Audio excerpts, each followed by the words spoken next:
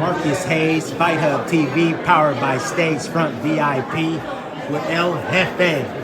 Mr. Steven Espinoza, what's going on, brother? How you doing? Hey, I got no complaints today. Listen, look behind you. Look behind you. Terence Crawford, Errol Spence Jr., absolutely unbelievable, man. You were stoic. You've been real stoic, brother.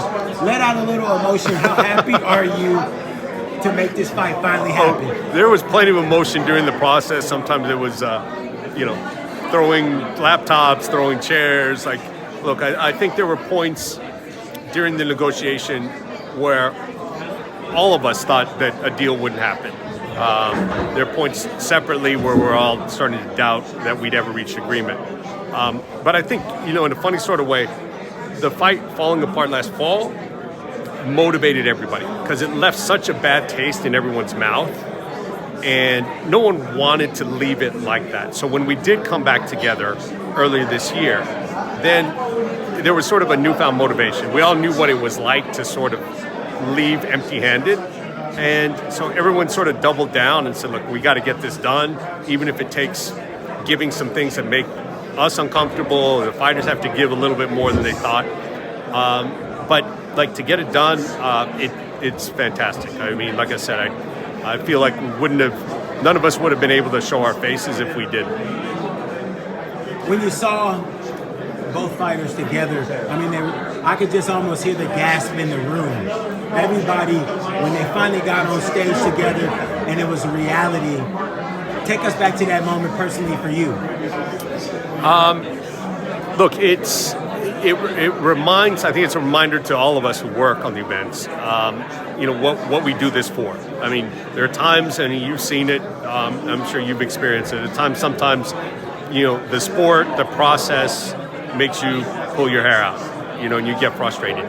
But then there are these moments where it reminds you what you do it all for. Sometimes it's at the press conference, reminded again, you walk into an arena on fight night. It doesn't matter how long it took, how difficult it was. When you get those moments, you have those goosebumps. That's what we all do it for.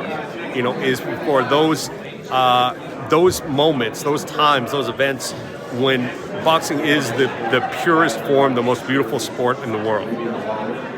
Talk to us about, as we get to the bout, as we talk about the bout, two of the sharpest blades in the sport today, and in the past 40 years, let's be realistic, two of the best welterweights who appeared to be a bit of savants as they were coming up through the ranks, finally getting a chance to mesh. How do the styles come together? Well, the interesting part of this thing is there's a lot of events where we're worried about the one part that we can't control. You do all this work and all this marketing, hope that people buy and come, and you get to fight night and there's one thing you can't control, and that's the fight in the ring. And, even though we can't control it, we all want very badly for it to go well so everyone's got a good experience. This one, no one's got any concern about what's going to happen on fight night. There is no way, and I'm not even worried about jinxing it, there is no way this isn't a fantastic fight. You've seen either of these guys fight, you know their skill set, you know anything about them. There's no way that this is not, a high-level boxing match and at times a brawl. Like, maybe more of one than the other, but it will be an all-action fight, aggressive, hard-fought from beginning to end. I have no concerns about what the fight itself is going to be, and it'll be all action. One of the things that comes to mind when we look at these two names is the historical significance of this fight. When you talk about the 140-pound division, you're talking about Leonard, Hearns, Trinidad, De La Hoya, Mayweather, Pacquiao. The list goes on and on and on. As these two walk into what will be the catacomb of boxing history, tell us the significance of making this sort of fight at their stage of their careers right now. Well, I think the best analogy is probably Leonard Hearns. Although it's interesting, you can go through the eras, and every decade or every generation has sort of had its defining welterweight fight. The welterweights have been the glamour division, and you go through whether it's Leonard versus Hearns, De La Hoya, Trinidad, Whitaker versus Chavez, Mayweather Pacquiao. And I think this is, at this point, this is the defining fight of this generation, at least certainly in the welterweight division, and maybe really in the sport overall. It's that important, not just because of the history and the legacy, but you don't often get all the different factors in one fight. The undisputed, the history, the legacy, two undefeated fighters.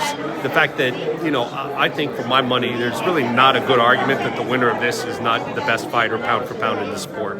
So it's all on the line in one fight.